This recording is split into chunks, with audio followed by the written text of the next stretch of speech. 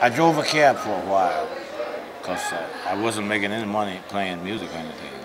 So I was riding around in my cab and I had my radio on.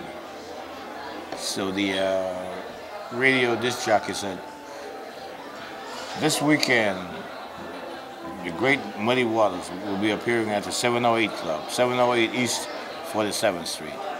And I was right in that vicinity. And I looked around and I said, I'm right by here. I said, let me drive by here and see what's going on. It was about 8:30. I drove by and there was a gentleman standing out front with a white suit on, white shoes. I heard two ladies say, that's Muddy Waters. I could hear them whisper, that's Muddy Waters standing there. So I parked my cab, managed to get inside. I was not old enough to get in there, but I managed to get past the doorman and got a seat over in the corner. And I sat there all night listening to Muddy Waters. That was my first time ever seeing him. And I got religion that night. I got the religion of the blues. So after that, I got to meet him. Then we became very good friends.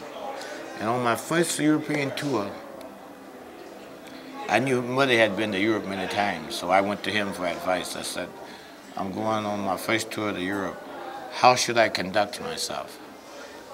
And he said, when you go there, when you get up to play, just play the way you feel. Don't try to play fancy. Just play the way you feel. Regardless of, don't mind being like in Europe and think you got to be fancy. He said, just play your feelings. And he said they will accept you. And I did exactly what he told me. And I've been going back ever since. You know, so it was good advice.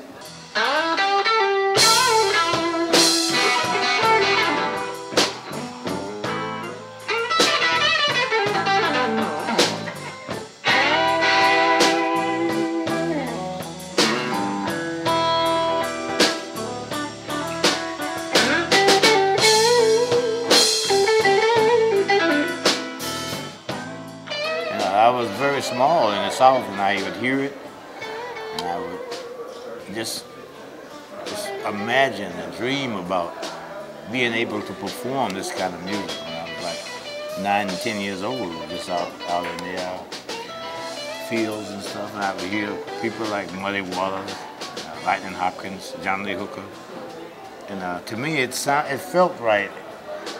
Not only did it sound right, it felt right. Black night is falling. Oh, how I hate to be alone.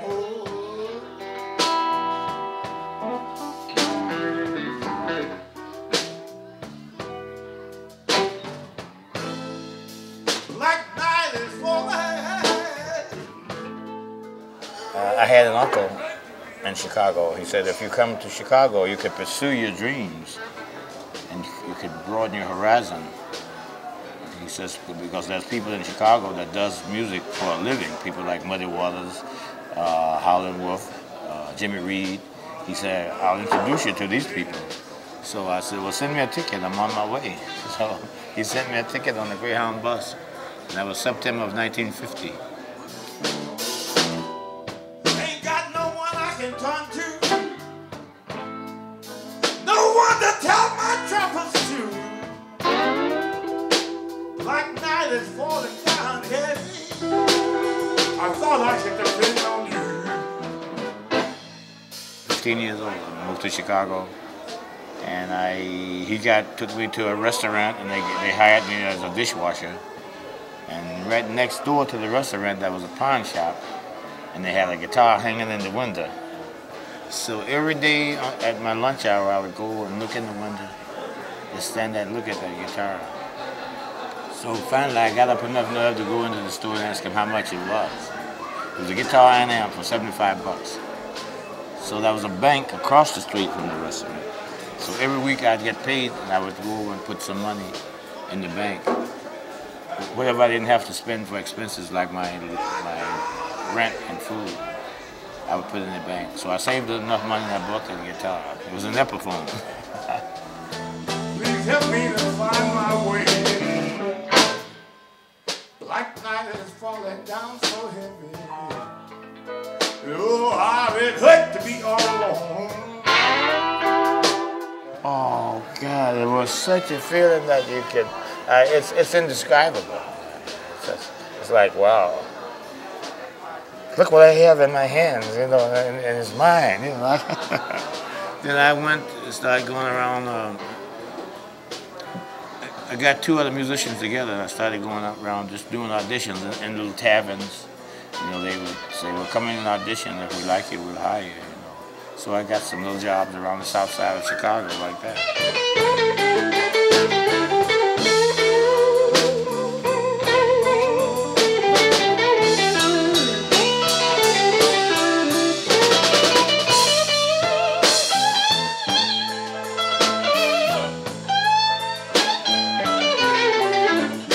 We were doing this one album for Rooster Records. So I said to Jim O'Neill, the producer, I said, I want to wear my headdress and ride a horse for the artwork. So he said, okay, good. So he rented a horse at a horse farm. And when we shot the cover, he said we'll call the album The Chief. So then I got stuck with the name The Chief and with the headdress. So that's how it came about. But I am part Native American because my grandmother was full-blood Cherokee.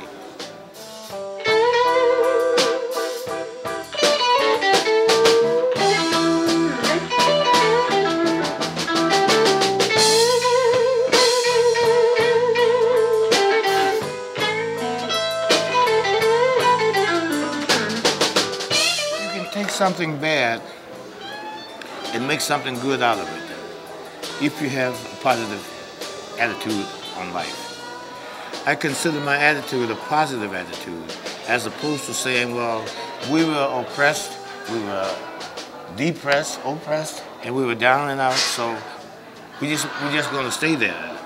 No, you strive to make life a better place, not just for yourself, but for other people around you. The energy that comes from you can enlighten someone else to say, well, if he pulled out of his condition, maybe I can do the same thing.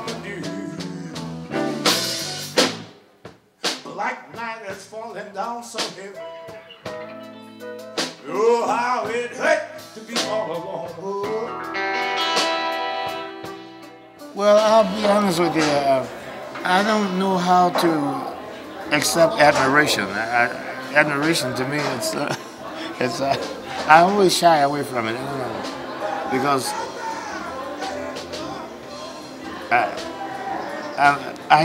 I appreciate it very much, but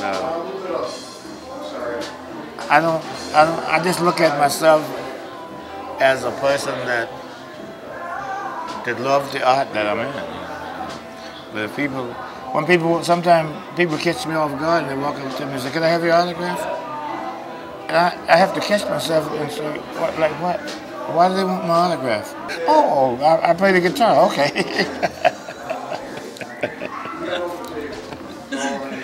And honest real, I just, I guess I'm a little bit shy, admiration. I like admiring other people. Like Otis Royce came to my club. Just before I left going overseas, he came into my club. And I was so happy that he came in until I just showered him with attention because he is such a hero of mine. He and his wife came in and I served him dinner and everything. And I just gave him the hospitality of a king because this is how I look up to him. But I can't see people looking up to me for any reason. But like Otis said, to me, he's like a guitar god.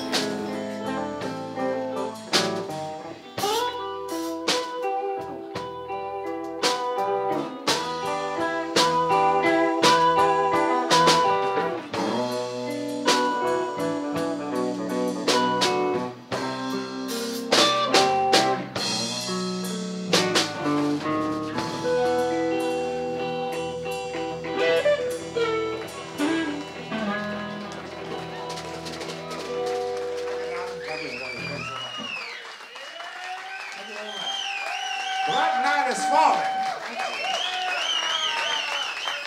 I hate to be alone. That's from the CD, Black Night. when I look back, I say to myself, I say, did I really do this? Did I do this? Did this really happen?